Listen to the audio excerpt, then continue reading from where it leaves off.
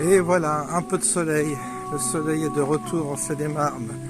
Nous sommes le vendredi. Vendredi, on doit être le 6 août, quelque chose comme ça aujourd'hui. Non, le 5 ou le 4. 4, 5, 6, 7. Oui, 4 août aujourd'hui. C'est ça les retraités, ils savent plus quel jour on est. Alors, quoi de neuf? Eh bien, pas grand chose de neuf, pas grand chose à dire. Je sais même pas ce que je vais dire. Je dis tiens, je vais faire un tour, je vais sortir. Comme toujours, je prends le téléphone et je commence à parler sans même savoir de quoi je vais parler. Quel va être le sujet? Est-ce que je vais être inspiré ou pas aujourd'hui? Pas sûr que je sois inspiré. Pas sûr. Ah, il y a toujours l'actualité. Il y a toujours des choses sur lesquelles on peut réfléchir.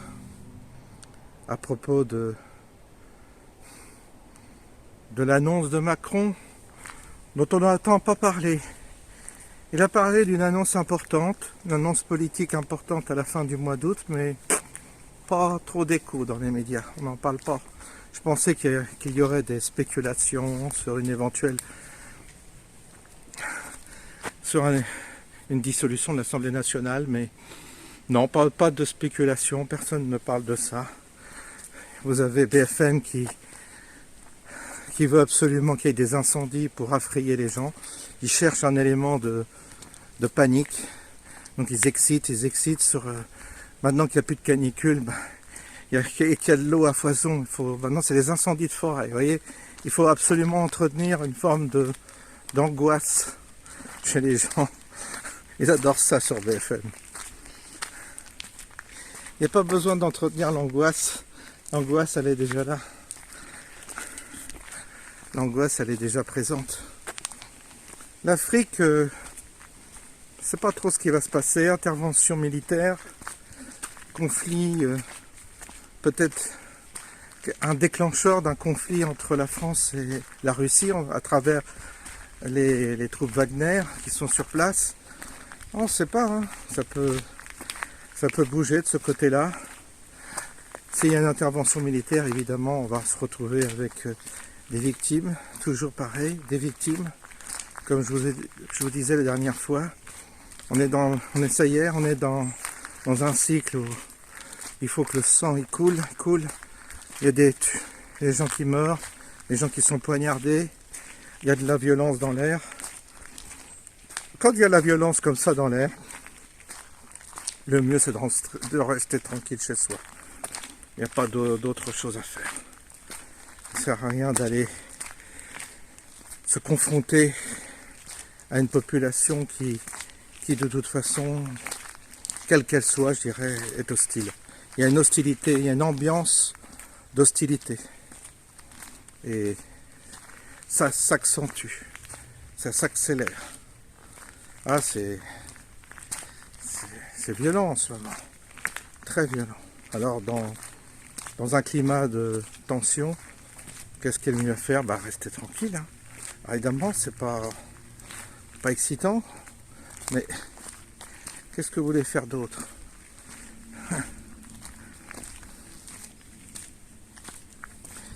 C'est les vacances, c'est le départ des vacances ce soir, parce que c'est vendredi. Donc tout le monde prend la voiture rapidement pour fuir vers le bonheur des vacances. Fuir dans le sud, là où il y a du soleil. Ouais, l'essence a fortement augmenté. J'ai vu ce matin en allant faire mes courses que on est à 1,88 du diesel chez nous. On commence à se rapprocher des 2 €. L'électricité a pris 10%, mais c'est pas fini, c'est que le début. Donc le pouvoir d'achat est bien entamé, mais on part quand même en vacances. Parce que peut-être que les gens se disent ce sera les dernières vacances avant l'effondrement total de notre monde. On ne sait pas. Est-ce que les gens perçoivent ça inconsciemment? Inconsciemment, j'entends. Ah bah il y a du soleil là, ça fait du bien. Ça fait du bien de se promener comme ça, avec un peu de chaleur. Là ça a été dur, là, ça a duré plus d'une semaine, quasi 10 jours. Oh là là, oh là là, c'était éprouvant, très éprouvant. Quand vous avez une chape de plomb comme ça sur la tête, c'est pas marrant. Voilà, ça y est, aujourd'hui, un peu de chaleur, ça fait du bien. Et surtout de la lumière. On a besoin de lumière.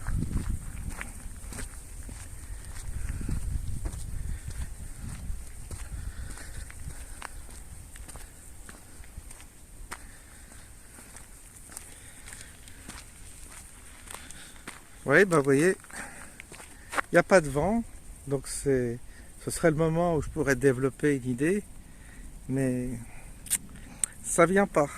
J'ai pas envie de partir sur un sujet aujourd'hui.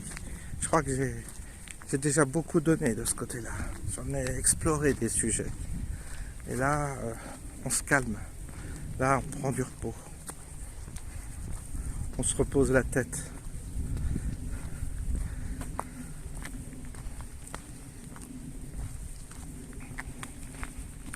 Bon, je vais vous faire voir la campagne, ça va changer.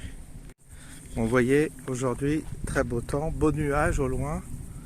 Beau nuage. Le ciel, oh, on va en profiter. Regardez, un ciel net. Aucune trace, rien. Rien. C'est bien calme en tout cas.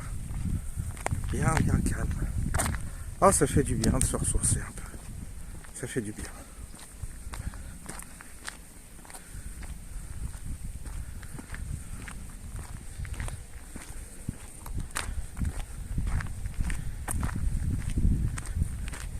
Il y a ma voisine qui est revenue, donc plus besoin de nourrir le chat. Voyez.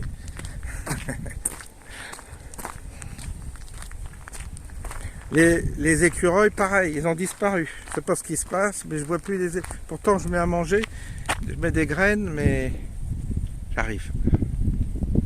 Je mets des graines, mais ils viennent pas, les écureuils là. Ils font la grève en ce moment. J'espère qu'il leur a rien arrivé, qu'ils leur sont rien arrivé, qui leur sont rien arrivé, pardon. Voilà, j'ai du mal. J'avais leur visite quotidienne, et là, j'ai beau mettre des graines, c'est les oiseaux qui en profitent, mais plus les écureuils. Voilà. Un peu, ça me manque un peu leur petite visite là. J'avais commencé à m'habituer, puis là, ils sont plus là. Je sais pas ce qui se passe. Ils ont trouvé peut-être meilleure nourriture ailleurs, je sais pas.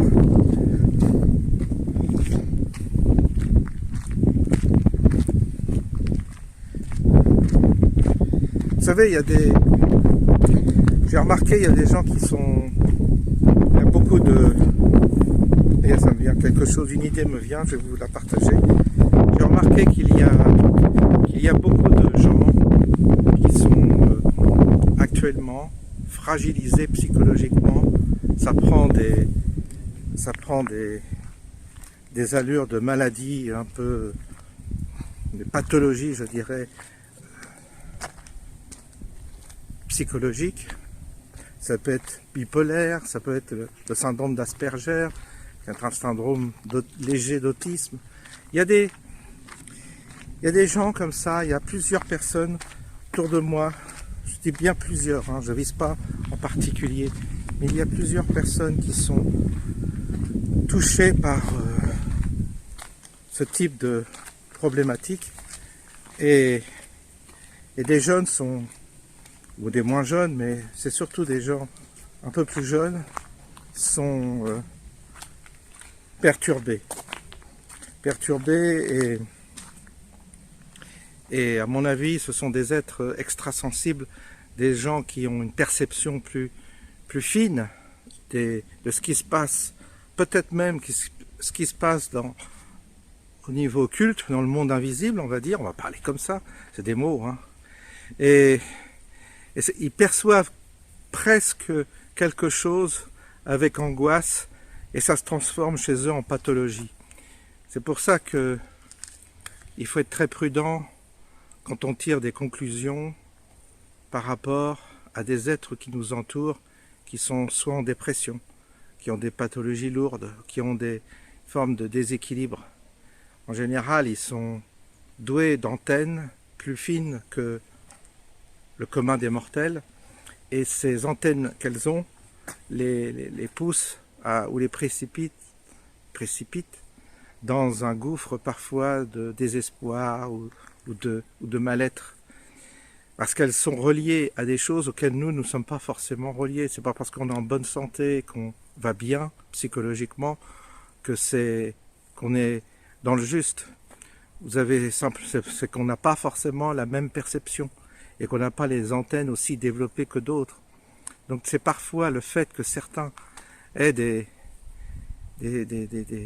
perceptions plus fines de ce qui se trame au niveau occulte, je dirais, qu'elles sont dans cet état de déséquilibre psychologique. Voilà. Et ça se manifeste par des symptômes, et après vous avez les spécialistes de la psychologie ou de la psychiatrie qui, d'après ces symptômes-là, collent l'étiquette maladie. Donc bipolaire, autisme, etc. Mais ce n'est que la conséquence d'une perception certainement plus fine que le commun des mortels.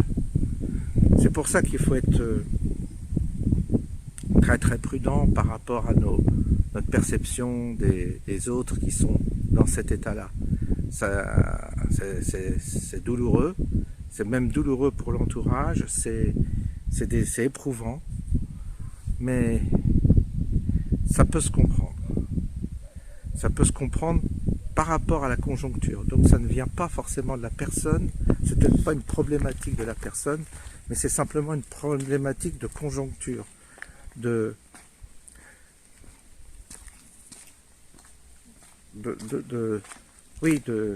contexte. Voilà, chercher le mot, de contexte. On est dans un contexte très particulier où on peut percevoir une tension particulière, un avènement particulier de quelque chose qui est assez monstrueux et inquiétant, mais pas inquiétant au sens, pas forcément la guerre, mais il y a quand même une forme d'épée Damoclès qui est là, que tout le monde sent, et donc on ne peut plus se projeter avec cette épée Damoclès. On a beaucoup de mal à se projeter, à être créatif, parce que cette épée Damoclès, c'est comme si à un moment donné on disait qu'elle tombe cette épée, qu'on en finisse une fois pour toutes et qu'on passe à autre chose. C'est cet ordre-là.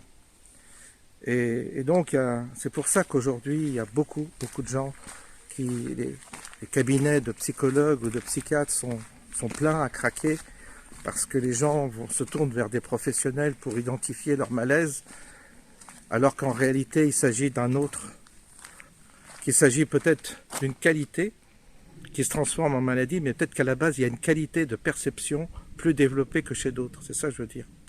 Et du coup, vous avez des gens, ils sont malades par rapport à d'autres, on dit ils sont malades, mais ils sont peut-être pas malades, simplement ils ressentent davantage que nous, et c'est ça qui les rend malades, parce qu'ils ressentent plus. Il faut comprendre que la maladie psychologique, ou même que les maladies physiques, sont parfois des symptômes ou des signes d'une conscience différente des événements ou de la situation, du contexte dans lequel on est. Et ces symptômes-là que nous analysons comme des maladies ne sont que le reflet d'un contexte plus profond qui est universel, qui est collectif. Parce que sinon on est là à mettre des étiquettes sur les uns et les autres et on fait croire à la personne qu'elle est malade. En réalité, elle n'est pas malade, elle est simplement plus sensible, plus elle perçoit autrement. Et son canal est beaucoup plus perfectible que d'autres. En tous les cas, il est plus sensible, plus... Je ne sais pas si le mot perfectible convient à un autre mot. Il est plus fragile, je dirais, voilà, fragile. Un canal plus fragile parce que quand vous êtes sensible, vous êtes fragile. Quand vous êtes brut de décoffrage, vous êtes peut-être en bonne santé, en pleine santé, mais vous êtes idiot et insensible. C'est là que la distinction doit se faire. Donc je dirais que presque le fait d'être un peu dérangé en ce moment, d'être un peu malade, c'est preuve d'une forme de supériorité au niveau de la perception du monde. Et cette supériorité, elle se traduit par ce qu'on considère comme une maladie, mais non, c'est certainement pas ça. C'est pour ça que, en prenant le problème sous cet angle-là, ça permet de déculpabiliser déjà l'environnement, les gens qui sont associés à la personne en question, soit par si c'est un couple, ou si c'est des enfants, des parents, et en même temps, ça déculpabilise la même personne elle-même qui se croit malade, mais qui n'est pas malade, qui est simplement plus sensible. Il y a pas mal de cas comme ça aujourd'hui. C'est normal qu'aujourd'hui, ça se développe de cette manière-là, parce que là, dans l'air, vous avez quelque chose qui se précise de plus en plus et qui devient menaçant. Alors c'est entretenu par les chaînes de télévision comme BFM, tout ça, mais qui se servent d'indicateurs qui sont faux, mais en réalité, c'est pas le réchauffement climatique, c'est pas toutes ces questions qu'on nous promène avec des questions, les incendies, là, je sais pas quoi en ce moment. C'est pas ça, mais eux, ils utilisent ça pour alimenter ce malaise qu'on a en nous. Ils lui donnent un objet, mais l'objet, il est différent. Il s'agit d'une situation extrêmement tendue sur le plan spirituel, parce que il y a des enjeux qui nous dépassent, mais il y a des enjeux qui sont très, très importants. Je parle au niveau de notre monde à nous. Ces enjeux sont en train de s'exprimer en ce moment à travers des conflits, des guerres, et quelque chose d'assez qui arrive, qui est encore pire, quoi. Alors évidemment, il faudrait vraiment être inconscient il faut être inconscient et insensible pour ne pas comprendre ça. Et c'est normal qu'on soit un peu figé, un peu malade, un peu mal, un peu troublé, vous voyez, que quelque chose en nous fonctionne différemment de ce qu'on a été autrefois. Je vous dis, difficulté de projection, malaise, on a du mal à se réjouir, on se force à rire, on se force à faire semblant d'eux, mais le cœur n'y est pas. C'est un peu ce qui se passe actuellement. Et puis je vous dis pas tous les conflits qu'il y a en entreprise, dans les administrations, les gens qui... Parce que cette méchanceté qu'il y a dans l'air, cette tension, cette agressivité, cette violence, elle s'exprime à travers 1000 petits conflits. Ça s'exprime dans les familles, ça s'exprime dans les familles se divisent, ça s'exprime dans les entreprises où les gens se font pas de cadeaux, ça s'exprime peut-être dans les maisons de retraite entre vieux où ils se supportent plus, et ça s'exprime un peu partout. C'est l'époque que l'on vit qui est comme ça. Il ne faut pas chercher à midi à 14h, c'est normal. Les tensions naissent même parfois sans qu'on sache pourquoi. Il y a des gens, ils vous font la tête, vous ne savez même pas pourquoi. Vous leur avez jamais parlé, vous les avez jamais croisés, ou très peu, mais ils vous aiment pas. Je ne sais pas pourquoi ils vous aiment pas.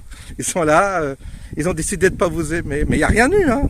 Il n'y a absolument rien eu, il n'y a pas de motif, mais ils ont décidé de pas vous aimer. On en est là. Ça craint, hein. Ouais, ça craint cet état d'esprit actuel.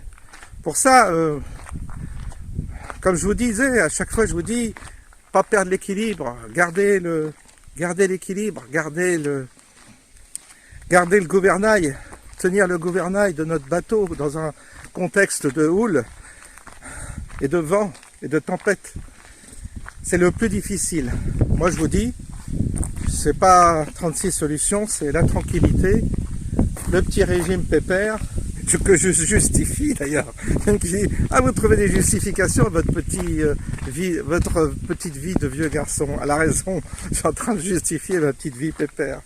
Mais il y a de ça. Mais c'est ma manière de m'en sortir. Le petit côté pépère, tranquille, avec ses petites habitudes, ses petites courses le vendredi, le marché le jeudi matin. Vous voyez, c'est con, mais j'en suis là. Je sais qu'il y a un côté ridicule, Mais en même temps, cette manière de rythmer mon quotidien, je crois, en tous les cas je crois, m'aide à tenir le gouvernail de ma vie sur le plan psychologique. Parce que à travers moi, j'ai beaucoup de perceptions dont je vous fais grâce parfois, mais dont parfois je m'exprime et des fois je m'exprime pas à propos de cette perception, mais ces perceptions donnent parfois un peu le vertige. Et ça va un peu loin. Notamment quand je discute, j'ai un ami avec lequel j'échange énormément et parfois on va on part sur des réflexions qui donnent un peu le vertige parce qu'on va jusqu'au bout. On essaye d'aller au bout et pour ça il faut être à deux. C'est bien, on est à deux, mais on va presque au bout on décante, on démystifie et on relativise les choses qui nous ont été données. On dit ouais, mais est-ce que c'est pas une belle histoire qu'on nous a racontée et qu'il en est tout autre. Et à partir du moment où on rentre dans un processus comme ça où on décape un peu le côté mythique qu'on s'est un peu fabriqué pour tenir le coup moralement avec nos belles histoires, bah on plonge dans des univers très bizarres et on se dit merde, là j'ai un peu le vertige. Ce qu'on touche, c'est à travers les lectures, là je lis des bouquins, le matin je consacre une partie de ma matinée à la lecture et en relisant certaines choses, tout au moins en découvrant certaines parties de la réalité au niveau des mystiques, au niveau de gens qui se sont consacrés à la spiritualité, je me dis, waouh, voilà là les dangers. On est tous, attention, hein, parce qu'on est pris dans un truc où on joue après un rôle, chose dans laquelle je ne veux pas tomber. Je ne veux pas être associé à quoi que ce soit. Je reste très humain. Je ne veux pas me donner une image, ou tout au moins je ne veux pas rentrer dans un rôle sur lequel les gens projeteraient quelque chose de faux. C'est souvent ce qui se passe à propos de gens, vous savez, qui vous parlent de spiritualité, qui vous font des réflexions comme ça. Et après, les gens s'accrochent à vous, ils font une projection, ils s'imaginent que vous êtes une espèce d'être comme ça. Non, je veux pas être tombé là-dedans. Vous voyez ce que je veux dire? Je veux pas tomber là-dedans parce que, voilà, j'aborde ces questions-là tout en restant comme vous, hein, très terre à terre, très humain, très imparfait, surtout. Mais quand je dis imparfait, ça veut rien dire parce que faudrait-il encore considérer qu'il y a une perfection? Et qu'est-ce que la perfection? On ne sait pas ce que c'est que la perfection. Donc non, très inabouti, je préfère ce mot que imparfait. Parce que parfait, ça veut dire qu'on se détermine par rapport à une perfection dans laquelle on s'imagine. Il n'y a pas de perfection. C'est qu'on est abouti ou pas abouti, mais notre vie n'est qu'une parcelle d'aboutissement et on est multiple et varié et on ne peut pas décider comme ça d'un aboutissement dans une vie. C'est impossible. On a une forme de maturité qui s'opère à travers des indices que l'on découvre en tâtonnant. Mais on n'a pas assez d'une vie pour être abouti, c'est clair et net. On va partir avec beaucoup d'inconnus, de questions, on va quitter ce monde avec plein de questions. Et c'est pas dit que dans l'autre monde on ait plein de réponses. Espérons, mais c'est pas dit du tout. On peut passer d'une illusion à une autre illusion, ça je crois aussi. Elle est dure là. Moi ce qui m'intéresse, je vais vous dire, c'est d'arriver à gratter l'illusion pour enfin découvrir qu'est-ce qui se cache derrière, voilà. Qu'est-ce qui se cache derrière cette illusion? Je ne dis pas que c'est la réalité, parce que la réalité c'est encore subjectif, mais en grattant comme ça, je me dis peut-être qu'à gratter, à déconstruire nos illusions, je me dis peut-être qu'on va tomber sur une autre forme de connaissance, quelque chose d'autre. Est-ce que ça sera comme Matrix? Est-ce que ce sera comme dans ce film où finalement quand on sort de la matrice, bah, ça craint, quoi. Est-ce que ça va être ça? Compliqué. Vous voyez que quand on explore ces questions-là, eh bien, si vous êtes dans une vie diffuse et déséquilibrée, où vous vous mentez toute la journée avec les autres, ben vous perdez pied. Vous pouvez pas.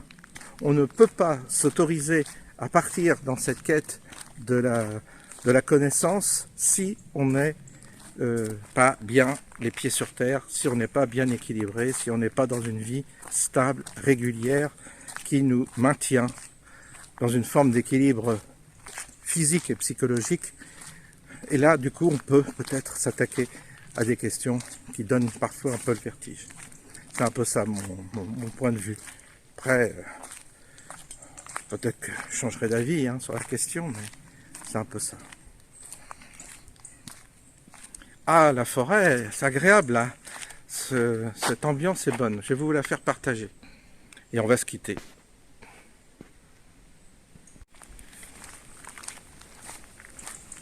Vous voyez, on va se quitter. On va mettre une belle musique, comme d'habitude. Et on va finir sur cette note. Je ne sais pas si avec la caméra vous pouvez sentir, mais dans cette partie de la forêt, là, il y a quelque chose de très présent. Et ce qui est bien, c'est que ce qui est très bien, c'est que il n'y a personne. Il n'y a jamais personne. C'est d'une tranquillité incroyable. C'est le désert. Et rien ne vaut le désert, la tranquillité, le calme. C'est un pur bonheur d'être dans le calme comme ça. Vous ne pouvez pas savoir. Parce qu'en fait, on n'est pas si seul que ça. Il y a une présence là, comme une présence.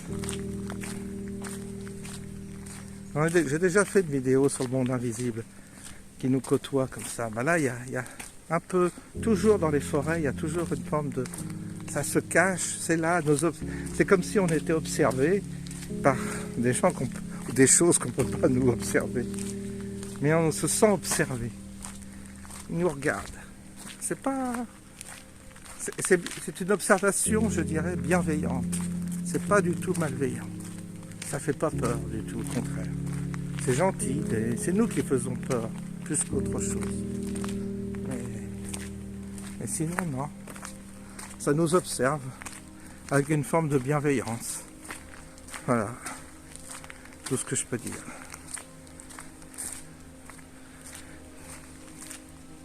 Vous voyez, je ne savais pas ce que j'allais dire, ben voilà, c'est fini. Ça a fini par sortir, quelque chose a fini par naître. Ça a pris du temps. Il y a un petit thème. Alors comment on va l'intituler cette vidéo? Comment on va l'intituler? On va l'intituler...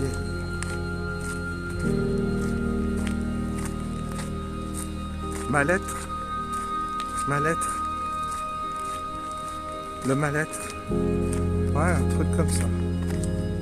Puisqu'on a évoqué les gens qui étaient dans le mal-être. Je vous souhaite une bonne journée. Je vous souhaite une bonne soirée. Je vous souhaite... Quoi? Qu'est-ce que je peux vous souhaiter?